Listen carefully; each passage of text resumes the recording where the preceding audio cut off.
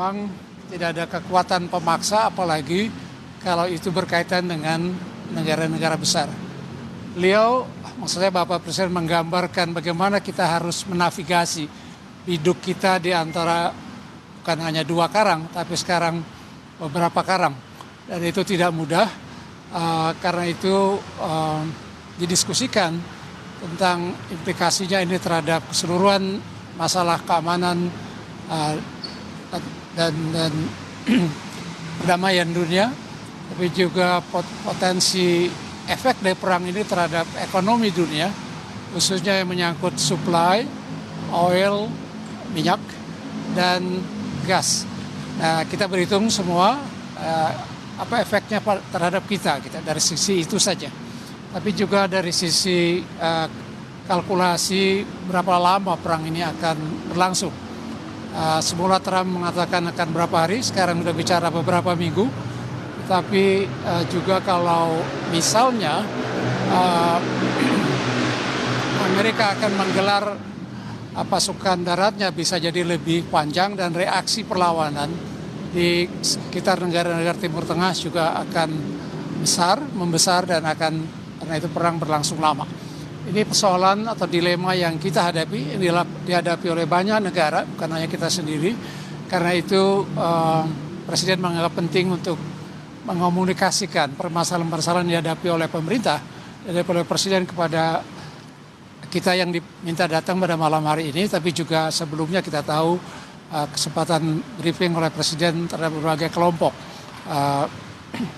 melalui pertemuan seperti ini yang sifatnya briefing, kemudian dialog atau tanya jawab, dan selebihnya ya masing-masing kita mencoba memberikan kontribusi pemikiran, dan Presiden sangat terbuka untuk dalam menanggapi usul-usul pemikiran dari para peserta.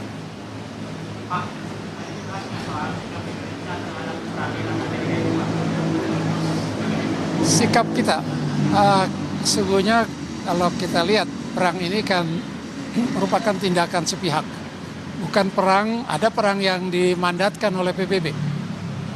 Di Teluk ini sudah ada 3 kali terjadi perang dalam waktu 30 tahun terakhir. Pertama, perang pada masa Presiden Bush senior yang melawan Irak Saddam Hussein ketika Irak menyerbu Kuwait.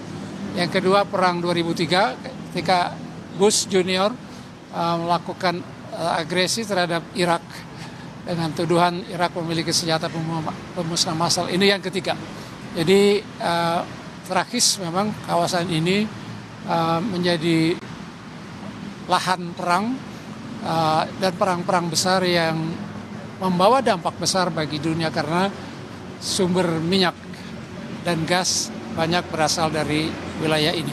Itu yang juga kita harus berhitung, dampak terhadap kita apa. Pak, terkait Indonesia ingin menjadi mediator, secara menjadi mediator itu kan harus bisa dipercaya dua pihak ya Pak ya. Menurut Bapak tadi diberi masukan nggak di briefing, apakah Indonesia mampu menjadi mediator? Kita tidak membicarakan apa Indonesia mampu atau tidak. Itu kan pemikiran awal. Dengan kata lain, untuk menjadi mediator kan harus juga ada penerimaan dari dua pihak yang bertikai. Dan kita belum lihat tanda-tanda itu. Di mana?